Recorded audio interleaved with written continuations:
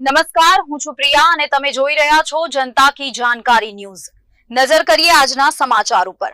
ગીર સોમનાથના આહિર સમાજના આગેવાન હીરાભાઈ જોટવા અંગે ભેદભાવપૂર્ણ કાર્યવાહી સામે સમાજમાં રોષ। આહિર સમાજના અગ્રણીઓએ રાધનપુર નાયબ કલેક્ટરને આપ્યું આવેદનપત્ર। ગુજરાત આહિર સમાજના અગ્રણીની રાજકીય કિન્નાખોરી રાખી થયેલ ધરપકડમાં ન્યાયિક અને તટસ્થ તપાસની માંગ કરતા પાટણ જિલ્લા આહિર સમાજ અગ્રણીઓ પહોંચ્યા રાધનપુર તાલુકા સેવા સદન। ગુજરાતભરમાં આહિર સમાજમાં રોષનો માહોલ, તટસ્થ તપાસની માંગ કરાઈ। હીરાભાઈ જોટવા અને તેના પરિવારને ખોટી રીતે ચિત્રણ કરીને સંડોવવામાં આવતા હોવાના આક્ષેપ। પૂછપરછ કરવાના બહાને લઈ જઈ અટકાયત કરીને એફઆઈઆર કરવામાં આવતી હોવાના આક્ષેપ।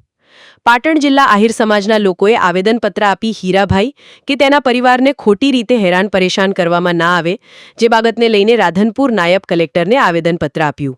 રિપોર્ટ અનિલ રામાનુજ, રાધનપુર, પાટણ।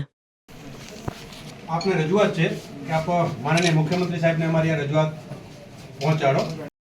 પાટણ જિલ્લા આહિર સમાજ આજે રાધનપુર પ્રાંત કચેરીની અંદર આવેદનપત્ર આપ્યું છે।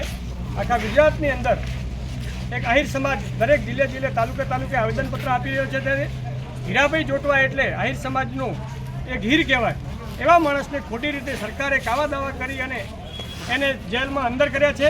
તો સરકારશ્રીને અમારી વિનંતી છે કે તાત્કાલિક હીરાભાઈ જોટવાને છોડવામાં આપે અને એમને ન્યાય મળે। જો ન્યાય નહીં મળે તો આહિર સમાજ ગુજરાતની અંદર ગામડે જ્યાં જરૂર પડશે ત્યાં કાર્યક્રમો આપશે, રસ્તા ઉપર ઉતરશું અને આવનારા દિવસોની અંદર હીરાભાઈના પડખે આહિર સમાજ ઊભો છે અને કાયમી ઊભો રહેશે। જય હિન્દ, જય ભારત। શું નામ તમારું? હરદાસભાઈ અમથાભાઈ આહિર, વઢિયાર આહિર સમાજ પ્રમુખ।